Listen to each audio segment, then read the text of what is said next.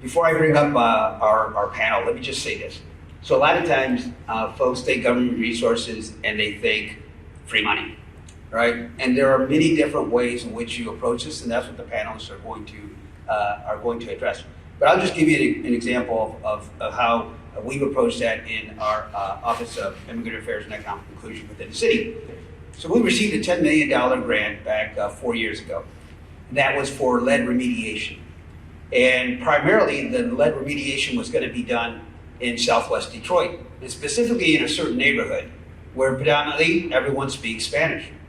And so as the contractors were going to do work in the area, one of the deficits was the communication between the client, which is the resident, and the contractors themselves.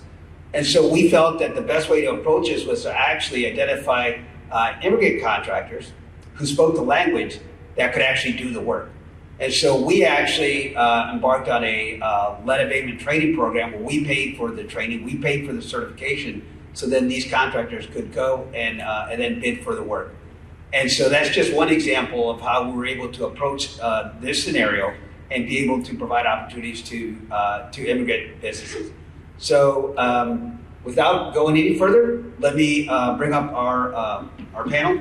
And so the first member that I'd like to join us up here in the chair is a representative of the Small Business Administration, Romy Ancog. Romy.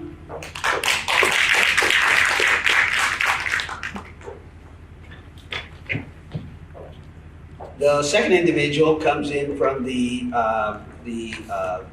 quasi-city and private sector. It's the Detroit Economic Development Growth Corporation. My good friend and colleague from the DEGC, Abdul Muhit. Muhit, please Abdul.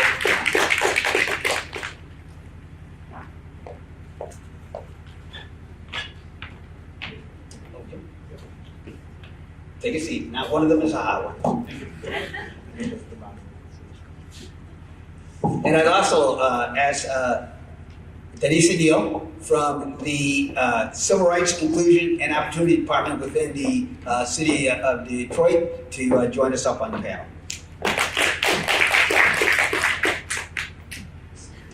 So first I would like each of you to just begin with a brief introduction, yourself, your organization, and maybe that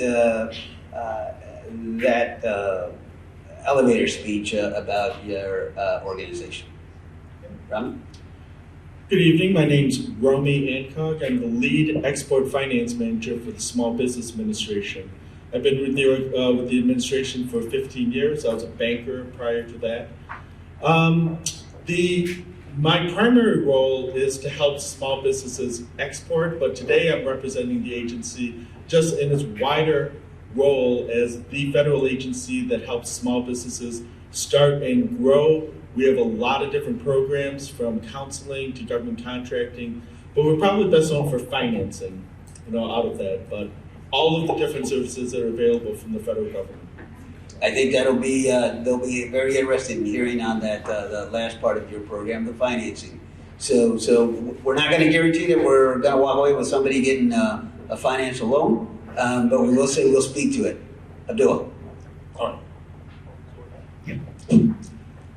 Hello everyone, good evening. My name is Abdul Muhit. I'm the Associate Director of the District Business Liaison Program at the Detroit Economic Growth Corporation. Have you guys heard this name before? DEGC? No? Yes. All right, yeah. So DEGC is an economic development organization which creates economic opportunity for the Detroiters. At DEGC, we design and implement innovative solutions for our businesses in Detroit and for our residents who are here. We have three different departments: business development, real estate development, and small business services. Today I'll be representing our small business team and the small business programs that we work with. So small business we all know, the backbone of the economy. we and DGC, we believe it to our core, and we want to help to go above and beyond a small business. So I'll talk more about DGC as it comes. Thank you, Dinesh. Good evening, everyone. My name is Danasia Neal, and I am the Business and Opportunity Manager in the Civil Rights, Inclusion, and Opportunity Department within the City of Detroit. My role primarily focuses on helping small businesses and big businesses become certified, which includes going through an application process or whatnot that I'll speak more about. But essentially, it's getting certified and being able to bid on contracts that the city provides, which I know they have a ton of opportunities for that. But that's primarily my role. And within our department, we do have other departments such as like the compliance department, the construction management department, the marijuana law department. So it's a wide variety of opportunities that are available, and I'm happy to speak about today. Thank you. So when folks hear your name, usually there's something that usually is associated with your organization. So I'm going to start with, what is the one thing that is misunderstood about your organization? Maybe a myth that's out there, maybe something that folks believe about your organization. Let's dispense with that first. Well, I think that you already alluded to this, the idea that I must get this call weekly, but the free money that's out there, and there are grants. Usually they go to other organizations. From time to time, there's some things that go to businesses, but we really don't have a lot of free money that's out there. That's probably the biggest thing. Second biggest thing though is how hard it is to work with us. I think there's a perception that because we're the federal government that the programs are just too cumbersome and too difficult to navigate, and that's just not true. Of course there's paperwork. We are government agencies, but if you run a business, you're capable of working through the minimal bureaucracy that is there to access our services. Thank you. Abdul? Yeah. So I would say DGC is often thought that we hear this, like, we are the best, worst kept secret in Detroit. I don't know why, because there are a lot of developments happening in the city. I would say a few maybe we haven't touched as an economic development organization, but the rest we have some part that we played in the DETC. During the pandemic, we work with, in our day-to-day activity, we work with city officials, state, federal government to provide the economic opportunity to our businesses, to the small businesses. We have spent $15 million in grant and other technical support during the pandemic. Since 2019, up until now, we have created more than 12,000 jobs that helped our Detroiters and the small businesses. We also supported our immigrant communities by, I would say, the role that I play as a district business liaison. So we have been intentional to support our immigrant communities who are doing business in the city, to have a district business liaison in each district to help the small businesses and navigate the process with the city, getting them connected with the resources that are available, and also making changes in the policies and by creating data and letting the entity or government to know how we can better serve the small businesses. We had three district business liaisons who are working in the large immigrant communities that we have. In District 3, we have the Banglatown community, where I come from. I speak Bangla and I speak 3 other languages. I help in that capacity. We have in District 6, we have the biggest Latina community there. We have businesses who are there. We have a district business liaison who speaks Spanish and other languages and help the businesses there. Also in District 7, we have big Arabic communities. We have a district business liaison who speaks Arabic and other languages too to help out. So this is just, one of the many things that we do. We wanted to just share that. Thank you. Danasia? I would say that some people do say it's a difficult process. Some people say it's fairly straightforward, but some things that are misunderstood because there are about 8 different certification types. People often get confused on what documents are required for like Detroit-based versus Detroit resident or minority owned or Detroit headquartered. So we do provide a checklist that helps with the process, but still people may not understand what's required or what benefits come from the program. But essentially, it's about 8 different certifications, and there are 2 additional ones, which include like joint venture and mentor venture. So it allows you to partner up with a business that's already certified and still get that experience and that mentorship that a small business, a new business may need. And I would like to say, prior to actually getting certified, people often think you can just come and, okay, I have this and I have that, but you really do need to have like your paperwork and your tax filings and everything in proper form so that it's a easier, streamlined process for us. And also, we're often confused with the Office of Contract and Procurement, which is actually the department that puts out the bids. So prior to coming to the Detroit Business and Opportunity Program, you have to register your business with the Office of Contract and Procurement, and then you can come to us and apply and get certified, and then we send you back to them to actually bid on the contract. So it may seem a little confusing, but once you're in the process and actually providing the documents, it's pretty straightforward. Thank you. So I would say, would you say that in each of your programs, there's not a geographical limit for somebody to participate? It's doing business, for example, with DGC and the city, doing business in the city, but they could live elsewhere and still do business with the city, right? Correct. And then the same with the SBA, you don't have any jurisdictional limitations. No, we're a federal agency, so while our office is based here in Michigan and we support the businesses here, we have, our programs are national and support all businesses across the country and its territories. Okay, so let's get into that. Let's get into the actual programming or the services that are available through your offices. So could you give us just kind of like a litany of the programs and a discussion on each one of those? Yeah, I'd love to. So those that are applicable, right? No, absolutely. So first and foremost, I think that a service that everybody in the room should take advantage of at some time is our business counseling.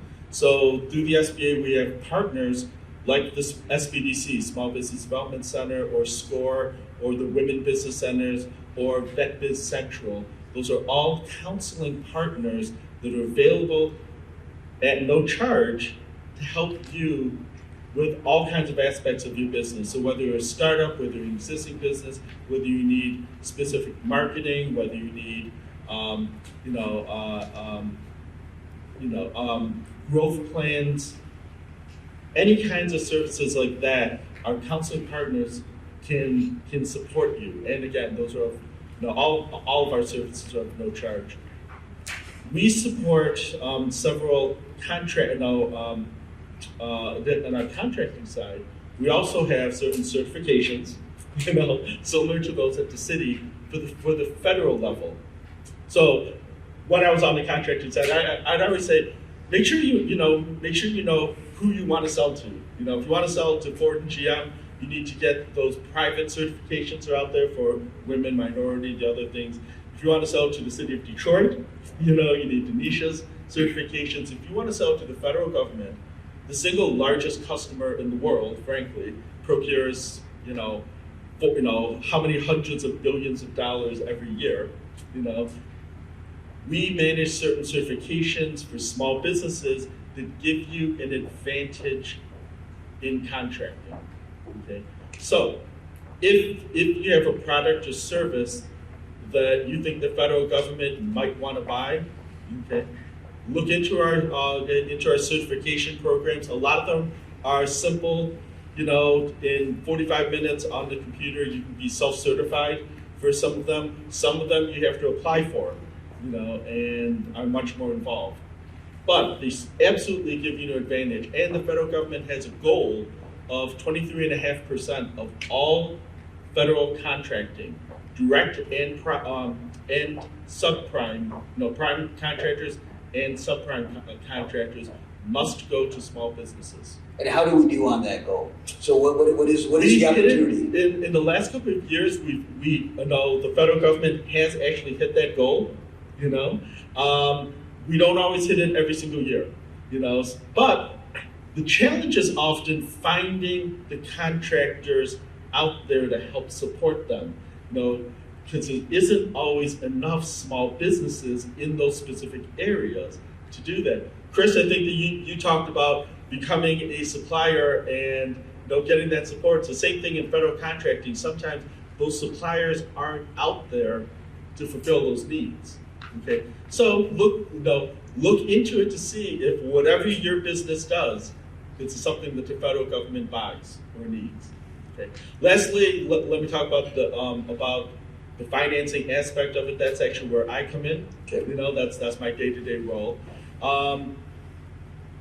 We are the largest access to capital for small businesses in the country. Here in Michigan, we will support close to $1 billion a year in small business loans. We are not actually lenders ourselves.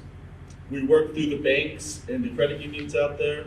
Great banks like Comerica. I was just talking to their SBA manager just before I got here, as a matter of fact, and and the other banks around the state to provide those loans. We support them. We provide them a guarantee that helps them make these loans for small businesses. I've got a very specific role within that. And this is, I think, key to immigrant entrepreneurs, because I work with exporters specifically. And the federal government has a very strategic focus on exporting.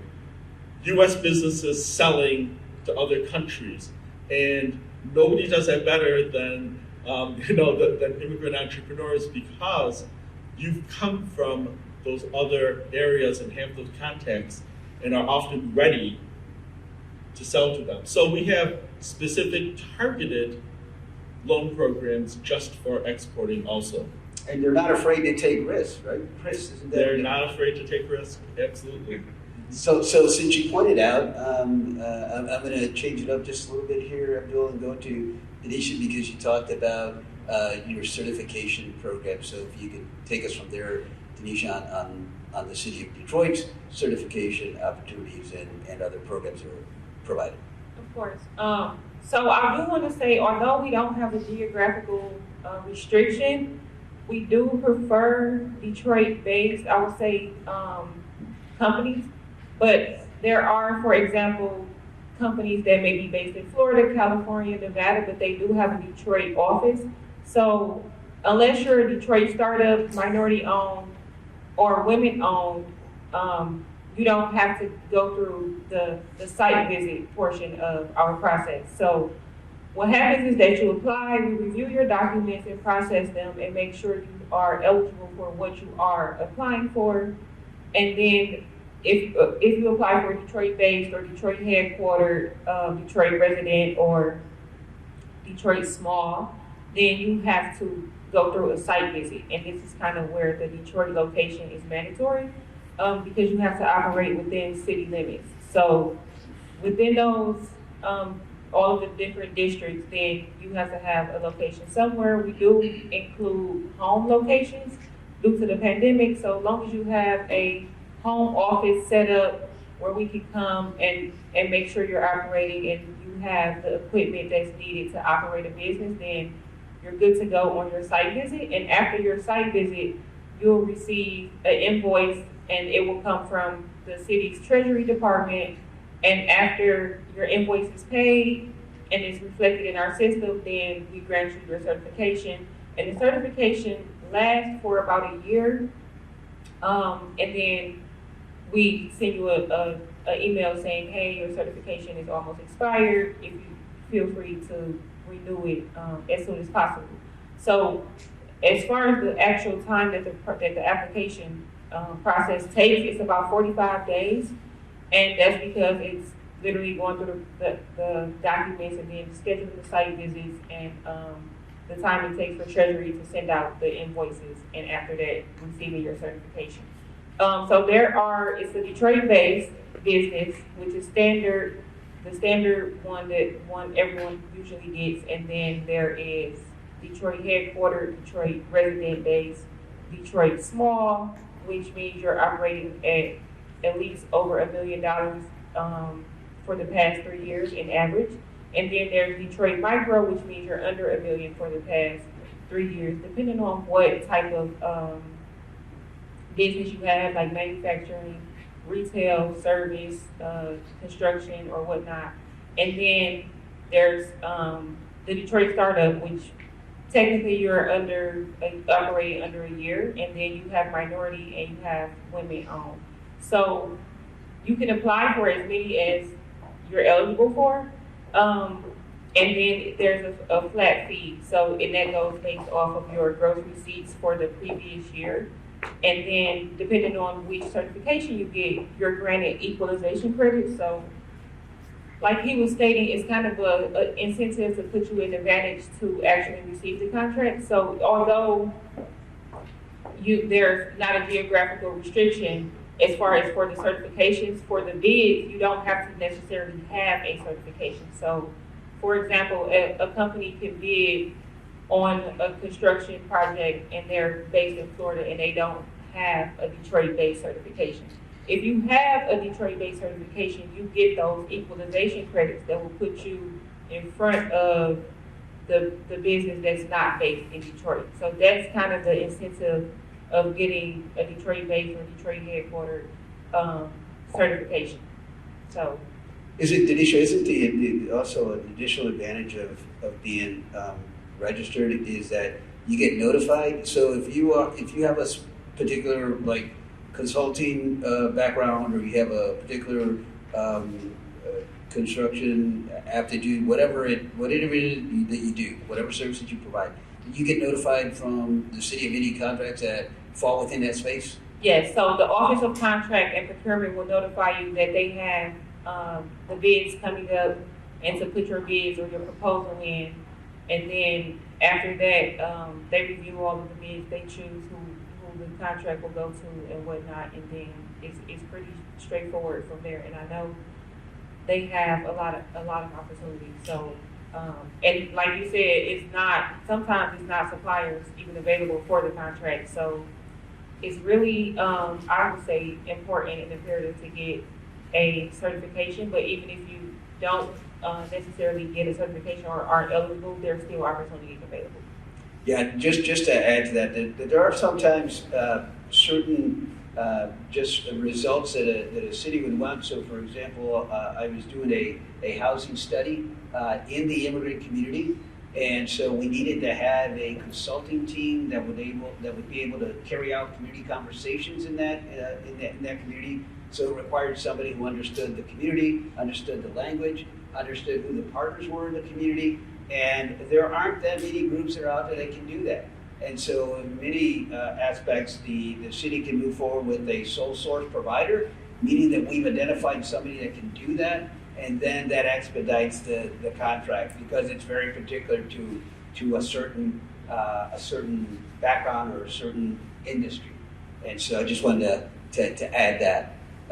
Abdul, what about DETV? What are some of their programs and resources that they provide small businesses and immigrant entrepreneurs?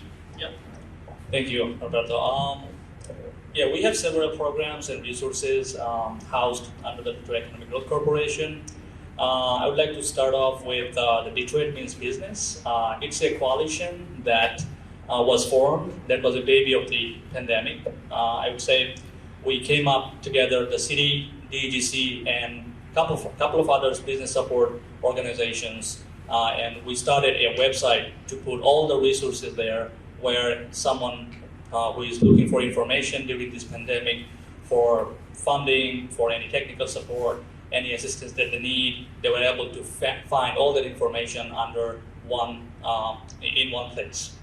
The City Council approved $9 million during the pandemic.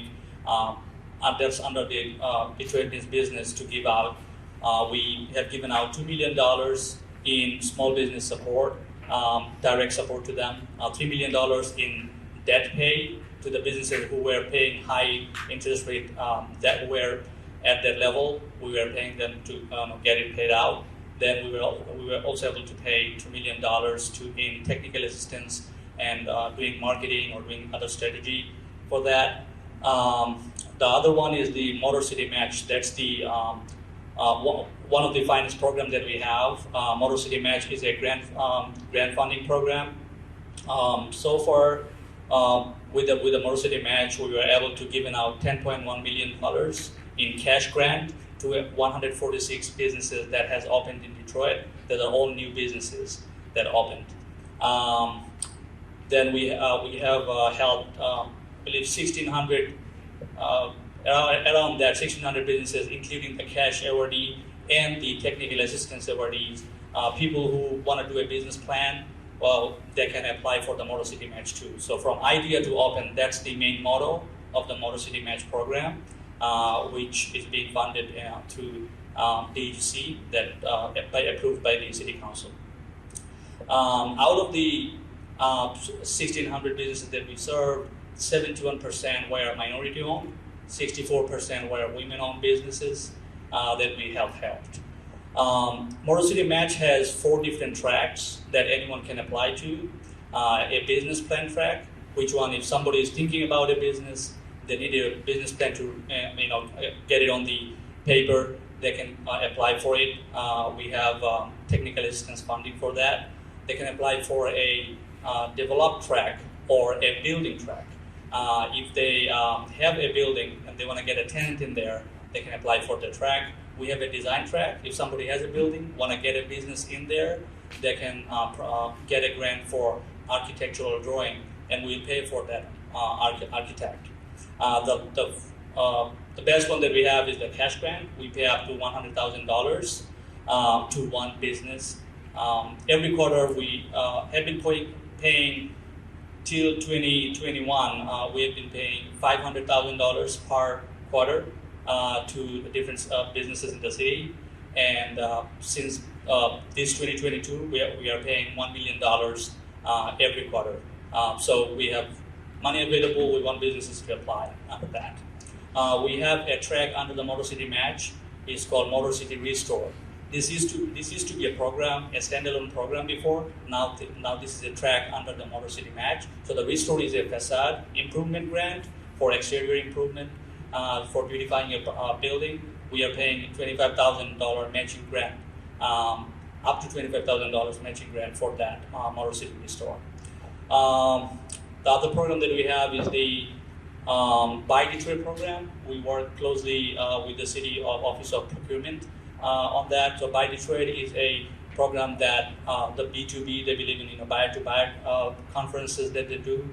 We want Detroit business, the wholesaler and the retailer, we want them from Detroit and we want them to work together. We host conferences and we have like the clients are like Walmart, DT Energy, they're all in that frame. Resources, so we have the district business liaisons, what I mentioned a little bit in my earlier questions. So district business liaisons are a team of 7 people who work in 7 districts, and we are the business owner's best friend, we'd like to call, and a lot of people feel that way too. We have been in this position for over 4 years, So this is a resource that you have.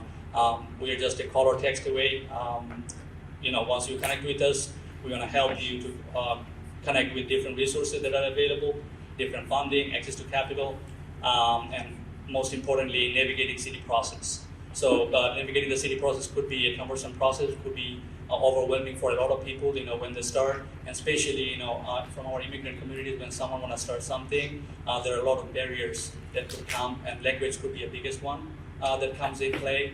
Then that's why we have dedicated district business liaisons who speak the language to help you understand the due diligence process that is needed to be, taken into consideration. So these are some of the problems. We have a lot. What are the areas? No, I appreciate that. So you can't say that there aren't resources out there to support businesses. In fact, there are. It's just a matter of identifying the right resource and then make an application to those programs. You mentioned something, Abdul, that I think that oftentimes gets overlooked, and that's language access. So and you mentioned that you have business liaisons in certain neighborhoods that actually represent the population that live in that neighborhood. So my question is, and Danasia, you may find another way of answering this, but what does your organization do to make sure that it reaches out into those immigrant populations, into those communities? So how do you communicate? How do you engage with individuals? Or do you have representation within your office that represents that? So start off with you, Romy, and then we can go around them. So here within here within Michigan, honestly, our resources are fairly stretched. There's 7 of us, here in Michigan. I'm the only person on the international side, so we don't necessarily have a lot of resources on the ground. All of our materials are available in multiple languages. Our website is translated into multiple websites. We have brochures. We've got our business guides that are all available also. From time to time, we try to do outreach to the different communities. So we will have other language, Spanish language and other language seminars when we can find, the individuals that can partner with us to do that. So, so we try to make the best of our limited resources, but it's definitely top of mind for us. So some of those individuals may be here who can provide language access for any future seminars that you may have in the area. So be thinking about that. Abdul? So the question was how we. How you engage again. I think you pretty much have mentioned that. But is there anything in addition that you do to reach out to the population? So we have our website that is also translated in different other languages, ever from English. Then also we have translated materials that we send out, and most importantly, we work with the CDCs, the BSOs, the business support organizations, the community development organizations. We work with them and we try to disperse the message whenever we have an event or any seminar that we do, and that's why we are being really intentional, as I said, that we hire folks from within the community, like we have a lot of reach, so we can really utilize that resource in the best possible way to really reach the people. Well, in our department, we have, together with the Office of Contract and Procurement, we have supply schedule outreach events, and we have 14 a year, and it's because it's 2 in each district. So that's really how we try to implement everybody in the community.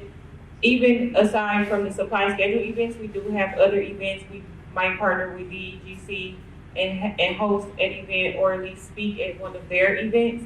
And then we also have translators as well in each district. So it's really, it's really unlimited resources.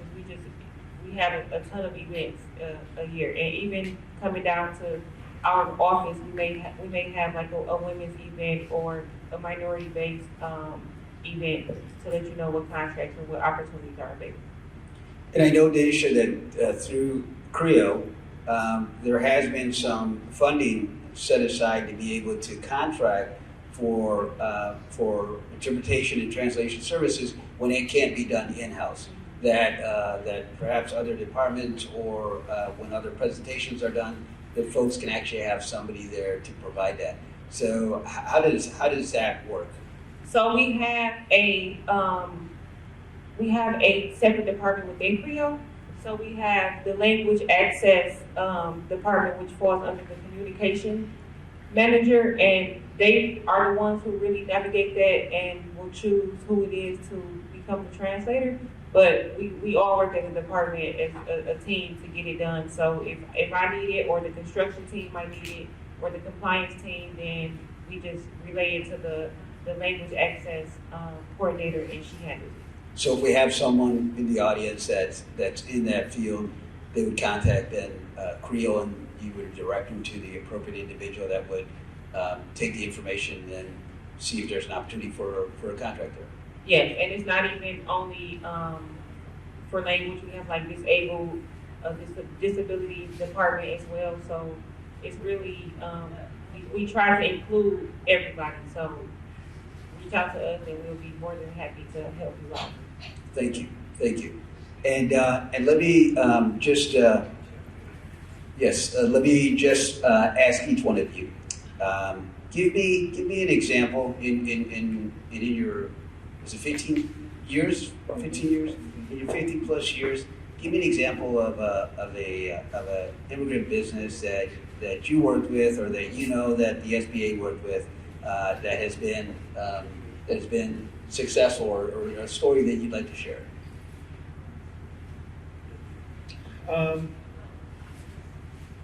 So this is a current client of mine that is a business in the Lansing area, actually. So they're not local, but they're in Michigan, and it's an exporting business. They're a distributor of seeds, of all things. You don't know. And what I'm really proud about is the fact that, and we've actually written them up as a success story within our own office, and we're trying to find some recognition for them. But they were a nice business. They had grown. They distribute their product around like the Middle East and the Mediterranean countries, but they were limited because all of their funding was internal. Okay. So they reached a point where they couldn't grow anymore.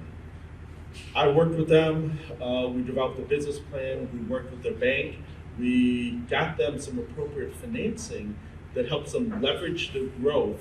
And they have, in the last 2 years, they've close to doubled their sales. So I am, very proud of what we were able to accomplish with them. That's great. No, thank you. That's the reason why I'm encouraged. It's an Arabic, born customer who came to this country and then developed, with his contacts back from the countries that he grew up in. That's great. Abdul. I'll make it short. I know I was making my answers. I can think of, I believe almost everyone knows, if you guys from, Detroit area, business called, the owner is Mamba and Nadia. They have been very, Bible Fair, they have been very successful, and we are really proud to help them with the funding that they need. We gave them $50,000 cash award in 2019. They opened their door, the first business in the city on Woodward Avenue, and I'm really happy that they are in the process of opening their second one in District 4 in the city. Again, they're working with the Motor City Match team, and we are happy to work with them again.